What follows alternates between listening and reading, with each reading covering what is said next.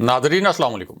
Inside news के नए programme के साथ मैं हूं इब्राहिम राजा और आज हम बात करेंगे कि ताकतवर जनरल्स के अचानक वज़ीर-ए-आज़म हाउस पहुंचने की कहानी क्या है। वज़ीर-ए-आज़म हाउस में 70 मिनट तक क्या कुछ होता रहा। मियां नवाज शरीफ के मुतल्लिक लंदन से क्या बहुत बड़ा इंकशाफ हुआ है। पहली मर्तबा हुसैन नवाज ने किन 3 नुकात की बाज़ाब्ता तस्दीक की है। हुसैन नवाज को खुद कैमरों के सामने क्यों आना पड़ा। शहबाज शरीफ को जब इस खबर के मुतल्लिक पता चला तो उनका क्या रद्द अमल था। मरियम नवाज की पुरस्रार खामोशी का राज क्या है और प्राइम मिनिस्टर इमरान खान के मुतल्लिक एक बहुत बड़ी खबर क्या है। हमारे जिन दोस्तों ने अब तक हमारे चैनल को सब्सक्राइब नहीं किया उनसे हम कहेंगे कि हमारे चैनल को सब्सक्राइब कर लें ताकि उन्हें अहम मालूमात बर वक्त मिलती रहें। अब वापस आते हैं आज के मौजू पर, यानी ताकतवर जनरल्स के अचानक वज़ीर-ए-आज़म हाउस पहुंचने की कहानी क्या है और मियां नवाज शरीफ के मुतल्लिक लंदन से क्या बड़ा इंकशाफ किया गया है। सबसे पहले आपको एक ब्रेकिंग न्यूज़ और एक ताज़ा तरीन खबर से आगाह करते हैं। इस खबर में कुछ नए हकायक सामने लाए गए हैं, कुछ नए इंकशाफात किए गए हैं। ये ऐसे हकायक हैं, ऐसे इंकशाफात हैं और ऐसे नुकात हैं जो इससे पहले मंजर आम पर नहीं आए थे, लेकिन अब इन नुकात की, इन इंकशाफात की और इन नए हकायक की बाज़ाब्ता तस्दीक की गई है।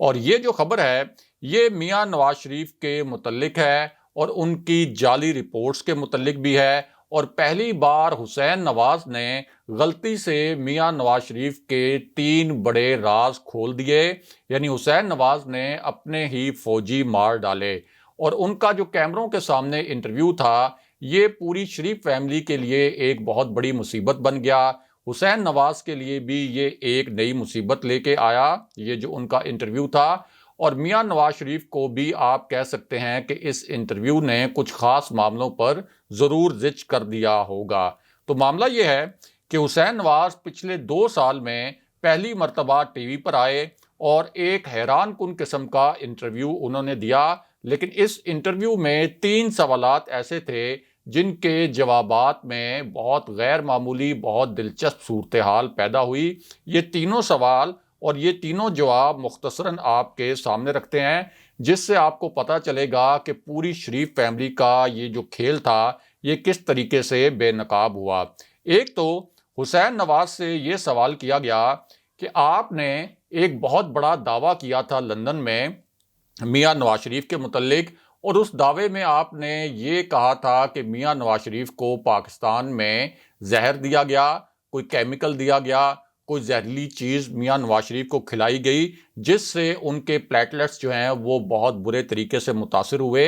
और मियां नवाज शरीफ की जान को ख़तरात लाहक हुए। लेकिन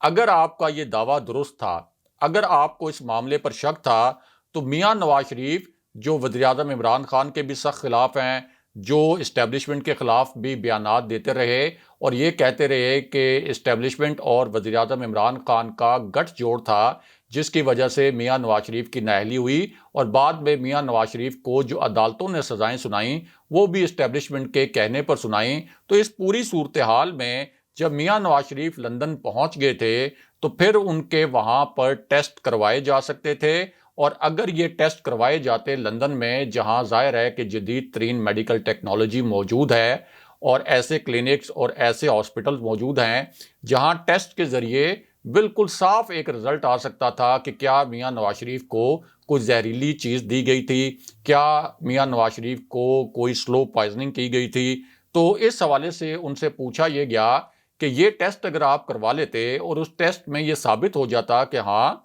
मियां नवाज शरीफ को मारने की कोशिश की गई थी, उनको स्लो पॉइजनिंग की गई थी या कोई जहर वगैरह दिया गया था, तो फिर तो इमरान खान और इस्टेब्लिशमेंट का भांडा फूट जाता, आपका केस बहुत मजबूत हो जाता, मियां नवाज शरीफ का केस बहुत मजबूत हो जाता। लेकिन आज आप इस सवाल का जवाब दें कि आखिर मियां नवाज शरीफ ने लंदन में ये टेस्ट क्यों नहीं करवाया। अब ये जो सवाल था ये हुसैन नवाज के लिए बड़ा गैर मुतवक्के था, क्योंकि मियां नवाज शरीफ के साथ जब वो लंदन में होते हैं और मियां नवाज शरीफ से जब लंदन के कुछ पाकिस्तानी सहाफ़ी सवालात करते हैं तो वो एक फ़िक्स मैच वहाँ पर खेला जाता है, यानी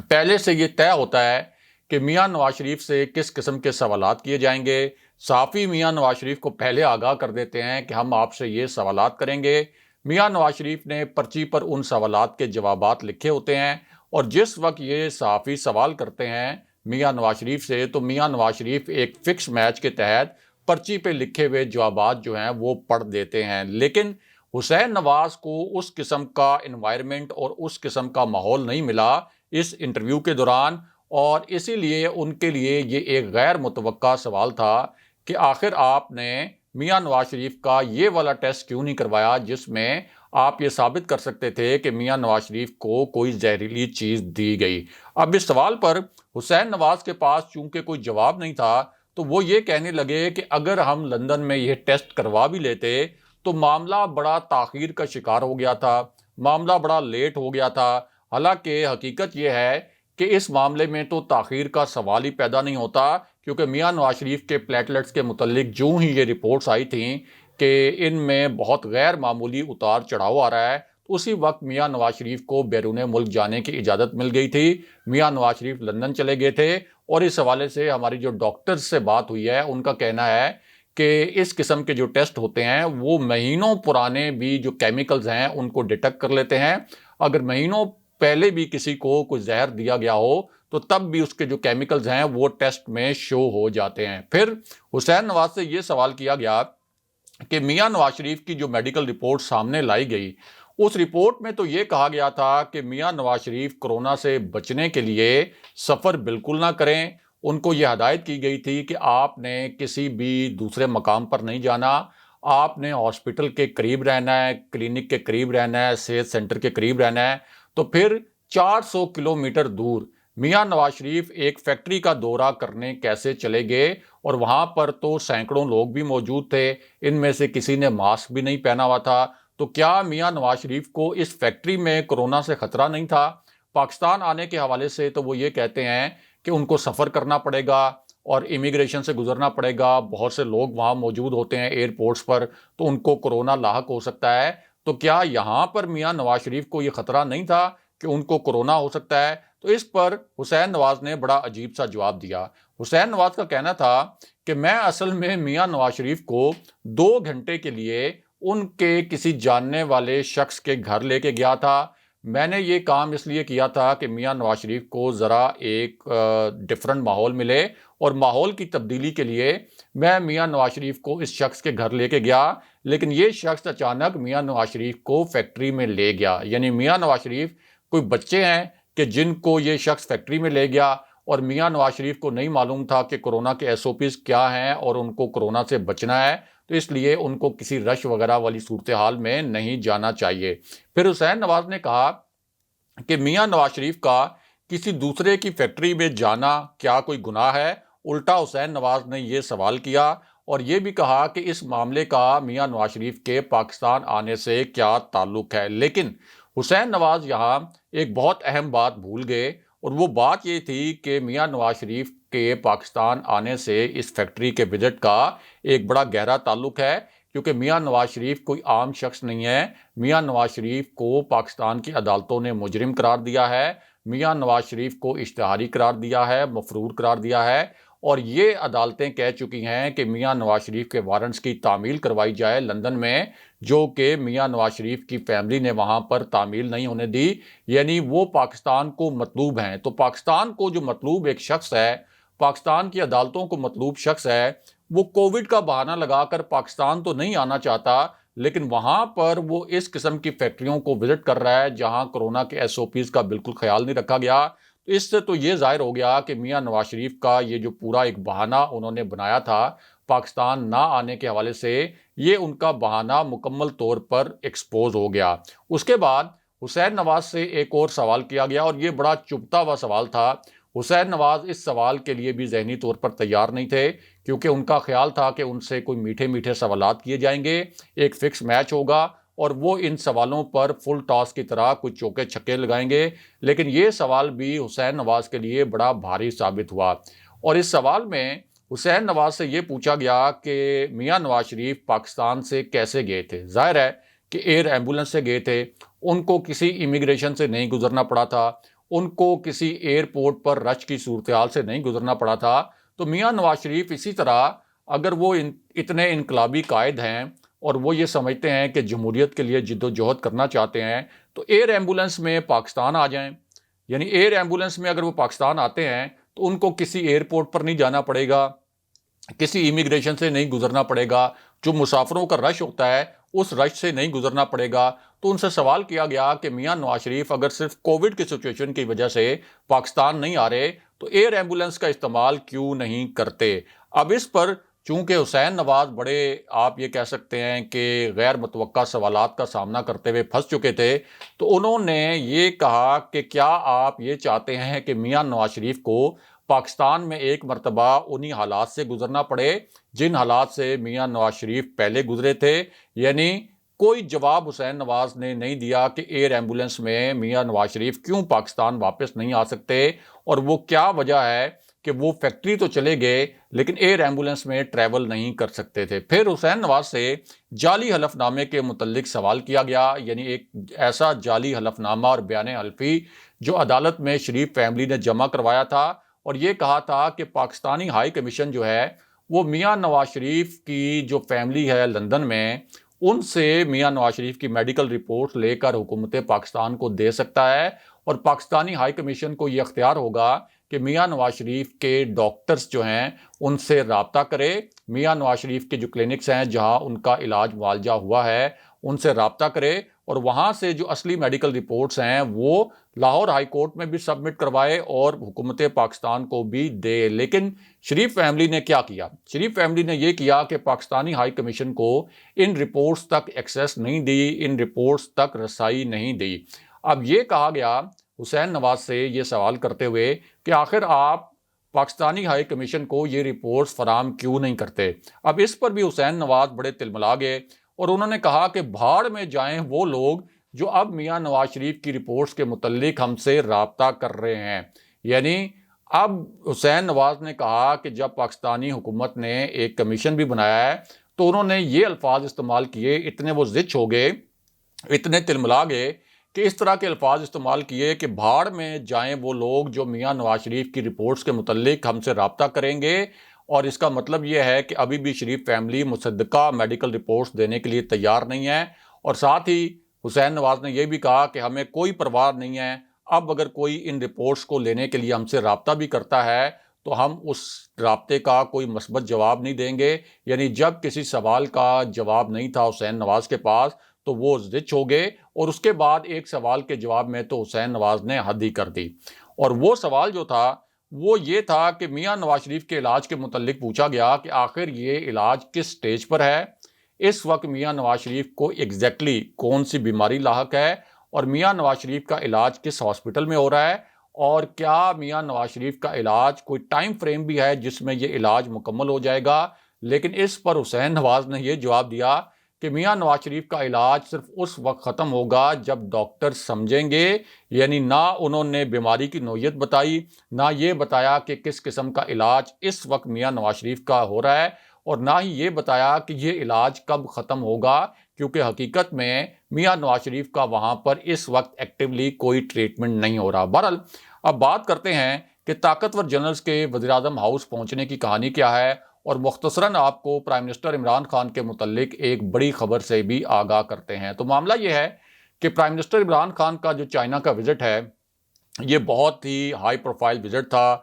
چائنا میں پرائم منسٹر عمران خان کا بڑا شاندار قسم کا استقبال کیا گیا، اور اب یہ تصدیق بھی کی گئی ہے کہ وزیراعظم عمران خان کی چین کے وزیراعظم سے ہفتے کے دن ملاقات طے ہے. اور اسی طرح جو چین کے صدر ہیں ان کے ساتھ بھی پرائم منسٹر عمران خان کی باضابطہ ملاقات طے ہو گئی ہے، اور اتوار کے روز چینی صدر سے بھی پرائم منسٹر کی ملاقات ہوگی. یعنی چین کے دورے کے حوالے سے اپوزیشن جس قسم کی افواہیں پھیلا رہی تھی وہ تمام جو افواہیں ہیں وہ دم توڑ گئی ہیں، اور اس ہائی پروفائل وزٹ میں پرائم منسٹر عمران خان کی جو چینی قیادت ہے اس سے ملاقاتیں ہوں گی. اس کے علاوہ ظاہر ہے کہ پرائم منسٹر عمران خان جو ہیں وہ سرمائی اولمپکس جو ہیں اس کی افتتاحی تقریب میں بھی شریک ہوں گے. پرائم منسٹر عمران خان کی اقوام متحدہ کے سیکرٹری جنرل سے بھی ملاقات ہوگی، اور کئی غیر ملکی سربراہان کی پرائم منسٹر عمران خان سے ملاقاتیں اسی دورے میں شیڈیول ہیں۔ یہ ایک بہت ہائی پروفائل دورہ ہے اور جس طرح کی پذیرائی پرائم منسٹر عمران خان کو اس دورے کے اندر دی جا رہی ہے یہ پاکستان کے لیے ایک بڑا اعزاز ہے۔ بہرحال واپس آتے ہیں کہ طاقتور جنرلز کے وزیر اعظم ہاؤس پہنچنے کی کہانی کیا ہے۔ تو معاملہ یہ ہے کہ یہ جو خبر آئی ہے کہ جس میں یہ بتایا گیا کہ کچھ طاقتور جنرلز جو ہیں وہ پرائم منسٹر ہاؤس پہنچے، یہ خبر ایک ایسے وقت میں آئی جب میاں نواز شریف اور اسٹیبلشمنٹ کے درمیان ڈیل کے متعلق دو نئی اطلاعات پھیلائی گئیں، اور یہ ایسی اطلاعات تھیں جن کا اسلام آباد میں اقتدار کی راہداریوں میں بڑا زور تھا۔ بڑا آپ یہ کہہ سکتے ہیں کہ کچھ افواہ ساز فیکٹریاں جو ہیں وہ بڑی مخصوص نوعیت کی افواہیں بھی پھیلا رہی تھیں، اور اس کے بعد army chief general Qamar Javed Bajwa کی ایک ویڈیو پر بھی بہت بڑا طوفان کھڑا کیا گیا، اور یہ ویڈیو بھی پرائم منسٹر آفس سے ریلیز ہوئی تھی۔ اور جب یہ ویڈیو ریلیز ہوئی تو اس میں یہ دیکھا جا سکتا تھا کہ پرائم منسٹر عمران خان بیٹھے ہوئے ہیں، army chief general Qamar Javed Bajwa بیٹھے ہوئے ہیں، پرائم منسٹر عمران خان ایک صوفے پر بیٹھے ہوئے تھے، جنرل قمر جاوید باجوہ ایک کرسی پر بیٹھے ہوئے تھے۔ تو یہ تاثر دیا گیا کہ پرائم منسٹر عمران خان اور جنرل باجوہ کے درمیان تو بڑے اختلافات ہیں، اور ان اختلافات کی وجہ سے پرائم منسٹر عمران خان نے جنرل باجوہ کو ایک میسج دیا کہ وہ خود صوفے پہ بیٹھ گئے اور جنرل باجوہ کو ایک کرسی پر بٹھایا۔ حالانکہ حقیقت یہ ہے کہ جب بھی پرائم منسٹر اور army chief general Qamar Javed Bajwa کی ملاقات ہوتی ہے تو جو لان میں ہوتی ہے ملاقات، اس کا سیٹنگ ارینجمنٹ ایسے ہی ہوتا ہے۔ جو ملاقات وزیر اعظم ہاؤس کے اندر ہوتی ہے، انڈور ہوتی ہے، اس کا سیٹنگ ارینجمنٹ ڈیفرنٹ ہوتا ہے۔ لیکن اس ویڈیو کے اوپر بھی بہت سی قیاس آرائیاں کی گئیں اور یہ کہا گیا کہ یہ تو جنرل باجوہ کو بڑا کچھ سخت قسم کا پیغام دیا گیا ہے، اور جنرل باجوہ اور پرائم منسٹر عمران خان کے درمیان D G I S I کی تعیناتی کے حوالے سے جو ایک پیچیدہ صورتحال پیدا ہوئی تھی، اس کی وجہ سے جو غلط فہمیاں پیدا ہوئیں، جو بدگمانیاں پیدا ہوئیں، وہ اب بھی قائم ہیں۔ اور اس کے ساتھ ساتھ ایک اطلاع یہ بھی پھیلائی گئی کہ شہباز شریف نے راولپنڈی میں کوئی ایک نئی سرگرمی کی تھی جب وہ کووڈ کا شکار ہوئے اس سے ایک دو دن پہلے، تو اس کی وجہ سے بھی پرائم منسٹر عمران خان شاید طاقتور حلقوں سے کچھ اپسیٹ تھے، اور اسی وجہ سے پرائم منسٹر عمران خان نے کوئی طاقتور حلقوں کو کوئی سخت قسم کا پیغام دیا۔ لیکن ہوا کیا؟